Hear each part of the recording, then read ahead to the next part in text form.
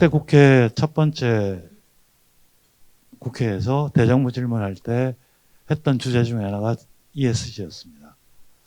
그 당시 올해부터 ESG 공시를 의무화하겠다는 게 처음 정부의 방침이었는데 좀 연기를 하더라고요. 그래서 저는 이걸 연기하는 게 맞냐. 항상 ESG 공시 문제가 나오면 기업은 부담스럽다. 공시하는데 비용이 들고 부담스럽기 때문에 좀 뒤로 늦춰달라. 이게 계속 있습니다. 근데 제가 그 당시에 했던 질의 요지 중에 하나는 자동차 환경 규제를 한번 보자. 자동차 연비 규제 같은 경우에 잘 아시다시피 런던에서 스모그 현상이 발생했을 때 자동차 연비가 문제가 된다고 했었고 그걸 계기로 해서 자동차 연비 규제는 이른바 캘리포니아 규제라고 하는 것으로 있었습니다. 그리고 항상 강화되어 왔죠. 근데 자동차 회사의 엔진이 발전했던 이유는 바로 그 연비 규제가 강화되었기 때문에 거기에 맞추기 위해서 기술이 변경된 것이다. 사실 전기차가 탄생하는 이유도 보면 에너지 규제가 있기 때문에 생겼던 현상입니다. 기업의 입장에서 보면 새로운 변화를 주는 건 항상 비용이고요. 굳이 새로운 변화를 하지 않으라고 할 때 충분히 생존할 수 있음에도 불구하고 근데 정부나 환경이나 그런 규제가 오면 거기에 맞춰서 발전하고 기술이 발전하는 것이다. 그래서 규제라고 하는 게 사실은 혁신을 장애를 넘는 것이 아니고 가로막는 것이 아니고 혁신의 촉매를 가져오는 것이다. 그렇기 때문에 ESG 공시는 늦춰야 될 것이 아니고 계획된 대로 해야 된다는 걸 주장했던 바가 있었습니다. 그 이후에 또한 그 기업 분할 상장이라든지 여러 가지 문제가 많이 발생하는 과정 속에서 제가 상법 개정안을 처음 발의를 했고 그것이 결국 2025년에 이루어서야 상법 개정이 일어났습니다. 바로 그 2025년 상법 개정이 있고 난 이후에 물론 뭐 HBM이라든지 여러 가지 우리나라 이익이 좋아지는 상태였기 때문에 오늘 뭐 주가가 보니까 아침에 잠시 8,900선 만을 바라보는 시점으로 왔습니다. 바로 그런 제도의 변화가 같이 있었기 때문이다. 근데 그것이 갖는 의미가 무엇인지 그리고 그 다음에 두 번째의 의미는 ESG와 상법 개정 보통 일반적으로 학계에서 경영학 쪽에서는 이런 이야기를 하는 사람이 많이 있습니다. 상법에서 이사 충실 의무에 관련한 부분은 바로 주주자본주의를 이야기하는 것이고 ESG에서 S나 E를 이야기하는 것은 사실 이해관계자 자본주의이기 때문에 서로 대립되는 것이다 라고 설명을 하는 경우가 많이 있습니다. 저는 결코 그렇다고 생각하지 않습니다. 네, 그런 내용들을 간단하게 하고 아까 최 대표님이 언론이기 때문에 기사거리가 될 게 필요하다고 해서 사실 최근에 제가 유튜브 방송에 출연 한번 해서 이야기를 했더니 진행자가 굉장히 과감하게 말씀하신다고 정치했던 분이 네, 그 이야기를 좀 해야 될 것 같습니다. 자, 그러면 우리 이사충실 가버넌스 그러니까 우리가 기업 지배구조 가버넌스라고 하는 건 간단하게 보면은 우리가 국회의원을 뽑는 거하고 국회의원이 국회에서 의사결정을 하는 것과 동일합니다. 거의 동일하고 국민들이 선거를 통해서 대표를 뽑고 대표가 의사결정을 하고 그 의사결정이 이해상충이 있는지 없는지 동일합니다. 이 때문에 중요한 건 뭐냐면 의원이 독립적으로 활동을 해야 되고 또한 주민들의 의견을 받아들이고 수용하고 조율해야 되지 않습니까? 그런 의미에서 보면 회사의 이사는 어떻게 되냐면 당연히 나오는 게 주주의 의견, 주주의 이해를 적절하게 반영하고 판단을 해야 됩니다. 이게 가버넌스의 가장 중요한 부분입니다.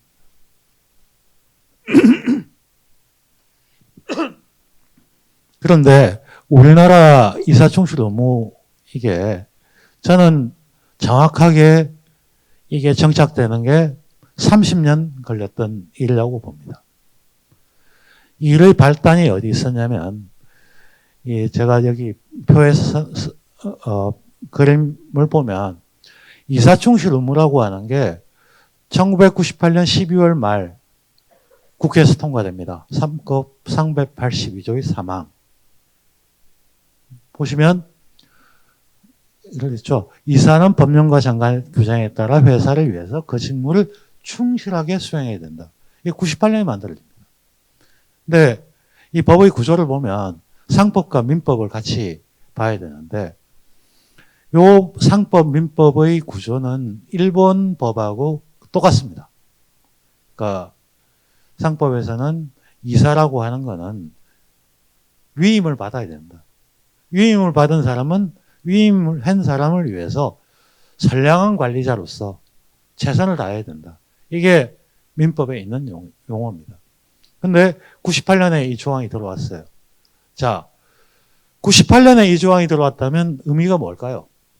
98년 우리한테 생생한 기억으로 남아 있습니다. 97년 말 IMF 외환 위기가 있었죠. 외환 위기 때 IMF하고 협약을 하고 선진국에서 요구했던 사안입니다. 반드시 해라. 그럼 IMF 위기가 왜 왔냐? 이렇게 물어본 거죠. 자, 기억을 한번 되살려 보시죠. 삼성자동차 파산, 한보그룹 파산, 대우그룹의 경제 위기. 이게 왜 왔을까요? 회사가 투자를 하면 투자할 때 투자를 하고 얼마를 벌고 얼마가 남는다. 아주 단순한 계산을 해야 되죠.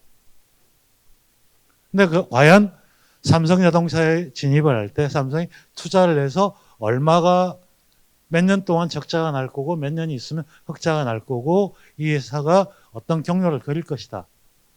판단했나요? 한보가 판단을 했나요? 기아자동차가 했나요? 안 했어요. 안 한 이유가 뭐냐? 이사는 회사의 주인, 주주들을 대신해서 일을 하는데 그 사람들이 돈을 쓰는데 이 돈이 내가 집행을 하면 어떻게 될 건지 판단을 못한 거 아니에요. 따라서 뭘 해라? 주주를 위해서 충실하게 판단을 해라고 하는 조항이 들어옵니다. 그래서 98년 이 조항에 같이 들어온 것들이 사회이사제도, 감사제도, 그 다음에 준법감시인 설님 또한 우리나라 대기업 같은 경우에 이른바 저는 그 단어 되게 안 좋아하는데요. 총수라는 사람이 이사로 선임되어 있느냐. 최근에 정용진 회장이 이랜드의 이마트의 이사로 선임을 했죠. 총수라고 지정되어 있지만 그 사람이 법적으로 책임질 게 하나도 없어요. 그 사람이 서가를 한다고 해서 그 의미도 없는 겁니다. 그냥. 왜? 본인이 책임지지 않은 일이기 때문에. 그렇기 때문에 이사 등재를 하겠다. 등재를 하면 자신의 행동은 보여주고 하는 거죠. 바로 사실상의 이사제도 이런 것들이 다 도입된 게 98년입니다. 근데 이 문제가 이제 쟁점이 있다가 문제가 된 게 이제 배임죄. 이 우리나라 소송 같은 경우에 대부분이 삼성과 현대그룹, 그다음에 대재벌그룹의 소송 과정에서 법리가 형성됩니다. 대표적인 게 삼성자동차에 진입한 게 이사가 충실한 의무를 했냐, 이사가 그러니까 삼성자동차 출자한 뭐 삼성전자라든지 계열사의 이사는 당신이 돈을 그렇게 투자를 한다고 하면 그게 수익성이 있는 건지 판단을 했냐? 판단도 안 하고 그냥 도장 찍은 거는 충실한 거 아니지 않느냐? 이렇게 했었습니다. 근데 이거에 대한 대법원의 판례는 어떻게 나오냐면, 예, 이 이사충실 의무에 관련돼서는 배임죄가 됩니다. 많은 이야기가 나오죠. 배임. 배임이라고 하면 임무를 배신했다는 겁니다. 임무를 배신했다. 그 임무라고 하는 건 누군가가 임무를 이렇게 준다고 하고, 그래요, 내가 그 임무를 받을게요, 이래야지만 성립하거든요. 그러니까 우리가 기억이 나실 겁니다. 대법원 판례 중에 직권남용죄 판례할 때 대부분이 무죄가 나오는 게 그거에 대한 직권이 없다. 직권이 없는데 어떻게 직권남용죄가 성립하느냐. 배임이라고 하는 거는 위임 관계가 성립해야지만 배임이 성립을 합니다. 근데 회사에 여기 최 사장님이 입사하실 때, 취임하실 때 계약서를 쓰십니다. 그리고 업무 비밀 유지, 해야 될 임무 이런 걸 쓰죠. 계약이 있거든요. 그런데 이사하고 주주하고 계약 관계가 있냐? 뭘 하기로 하고 뭘 안 하기로 계약 관계가 있냐? 없다. 위임이 없는데 그 사람한테 어떻게 배임을 묻냐? 이래서 배임이 무죄가 형성됩니다. 삼성 에버랜드 판결입니다. 그래서 이 사안에 대해서 제가 법안을 제시했던 이유가 여러 가지가 있는데, 당시를 한번 보면 제가 이복현, 한동훈 이분들한테 한번 질문을 했었습니다. 어떻게 생각하냐? 그러니까 본인들은 대기업 수사를 한 상황에서 당연히 기소를 하고 싶었는데 대법원 판례가 무죄 판례가 있기 때문에 기소를 할 수 없었다고 했었고요. 그렇기 때문에 동의를 한 사안이었습니다. 그게 결국 25년에 와서 결국 이제 이사충실 의무의 개정으로 이어진 거죠.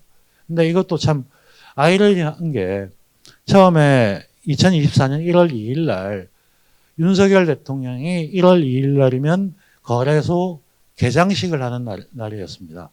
개장식을 하는 날에 와서 발언이 뭐였냐면, 우리나라 자본시장은 굉장히 낙후가 되어 있는데 이 낙후의 원인 중에 하나는 이사충실 의무를 잘못 해석한 게 있기 때문에 이사충실 의무의 법을 개정해야 된다. 올해 내로 개정하겠다. 발언을 하십니다. 근데 그러다 보니까 이복현 원장은 자리를 걸고 하겠다고 했지만 못했죠. 여름쯤 지나면서부터는 이거 좀 문제가 있습니다 해서 지지부진하다가 당연히 그날 그해 12월 3일 쿠데타가 일어나고 하면서 이 법안이 이제 상정이 됐습니다. 그래서 작년 5월 달에 한번 4월 말에 상정이 됐는데요. 통과가 됐죠. 통과가 됐는데 한덕수 대행이 직무정지에다 복귀를 하고 난 다음에 거부권을 행사해서 했습니다. 네, 이것도 굉장히 큰 아이러니가 돼버립니다. 보통 법안은 통과가 되면 시행일은 통과된 후부터 1년 후입니다. 5월 달에 했기 때문에 1년 후고, 제가 이제 이러면 연말에 주주총회에서 회피할 거 많이 통과시켜야겠구나 했어요. 근데 거부권을 행사해버렸거든요. 그러고 난 다음에 7월 달에 법이 통과됩니다. 7월 달에 통과될 때 상법 382조의 3항 이사충실 의무는 법 공표 즉시 시행으로 바뀌어버려요.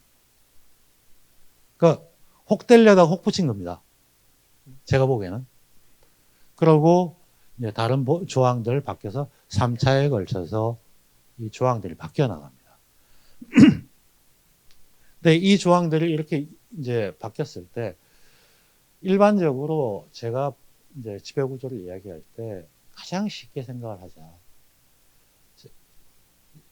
아마 어떤 장사를 한다고 여기에 지하 1층에 가게를 낸다고 저한테 말씀을 하시면 친구분들이 그럴 겁니다. 가게 한다고? 그럼 한 달에 얼마 벌어? 얼마나 뭐? 이렇게 묻는 게 일반적인 질문이죠. 누구에게나? 그러면 제가 주주죠. 주주인데 회사가 무슨 사업을 하겠다고 설명을 합니다. 그래. 그러면 돈이 얼마 드는 거야? 몇 년 돈을 투입해야 되는 거야? 그럼 비용은 뭐 얼마가 드는 거야? 사람은 몇 명을 써야 되는 거야? R&D 할 개발비는 어떻게 돼? 재료비는 어떻게 돼? 이렇게 물어봅니다. 그죠? 가버넌스는 딴 게 아닙니다. 바로 그거를 표현하라는 겁니다. 우리 기업의 재무제표는요, 딴 게 아닙니다. 물건 얼마에 팔아서 재료비 얼마고, 인건비 얼마 들고, 은행에서 돈 얼마 빌리고, 여기 임대하니까 얼마 들고, 해서 이익이 얼마 남고, 국가에 대해서 세금 얼마 내고 하는 거 아닙니까? 그래야 주주는, 그 사업을 판단할 거 아니에요. 이 상법의 핵심은 딴 게 아닙니다. 그걸 확인하라는 겁니다. 자, 그렇게 하려면 어떻게 되겠습니까? 회사가 공시를 정확하게 해야 됩니다. 공시라고 하는 건 우리 내년부터 신규 사업에 진출합니다. 요즘 공시 내용을 한번 보십시오. 2025년까지 무슨 사업을 26년 말 진행할 겁니다. 구체적인 사안은 추후에 공시하겠습니다. 아직까지 영업비밀일 때 공시를 못합니다. 하면 진입합니다만 공시합니다. 그거 가지고 판단할 수 있나요? 아까 ESG 공시도 비슷한 거예요. 판단할 수 있게 해라. 이게 가장 핵심이고요. 그 판단을 통해서 변해 나가는 거죠. 그 내용들을 쭉 대체로 보시면 알 수 있는 내용이고, 여기서 보면 배임죄 관련해서 항상 문제가 되는 게 이겁니다. 증자 같은 경우에서 여기 있는 사람들이 다 주주라고 하면 여기서 1,000억을 증자하면 모든 사람한테 영향을 미칩니다. 이런 거는 배임죄의 해당 사항이 안 됩니다. 동일하게. 배임죄에 해당은 이해상충이 있을 때, 여기에 이득을 주고 여기에 손실을 줄 때, 이게 이제 향후의 쟁점일 겁니다. 이러면 이 사건을 의결을 어떻게 할 건가, 이런 부분이 문제가 됩니다. 일반적으로 그럴 경우에 이해관계가 있는 사람을 빼고 의결을 해서 다수결이다. 이게 MOM이라고 하는 건데요. 그럴 경우에 이제 면책을 해줍니다. 그게 아마 정립이 될 것 같아요. 근데 지금 여기서 제가 이렇게 될 것 같다고 했던 이유는 뭐냐면, 이 기업 일이라든지 어떤 미래의 일은 법으로 다 할 수가 없습니다. 사실 법은 원칙을 이야기해 주는 거고, 이에 다툼이 있을 때 이게 법원에 가서 해결을 해가지고 정립을 하면 알죠. 그 업을 하는 사람, 이런 사업을 하면 안 되는구나.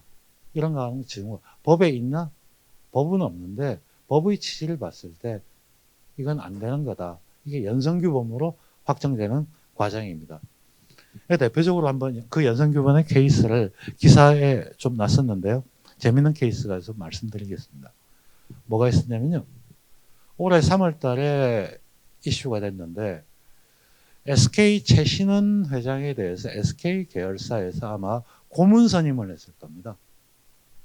그리고 보수를 연간 50억을 책정을 했었습니다. 그걸 기사가 났죠. 나니까 공시가 됐으니까 기사가 났습니다. 나니까 그 회사의 이사의 의장인 사회이사가 이 사안이 적절한가를 로펌의 법무법인의 의견을 물어봤습니다. 법무법인에서는 어떻게 했냐? 이사 충실 의무에 위배된다.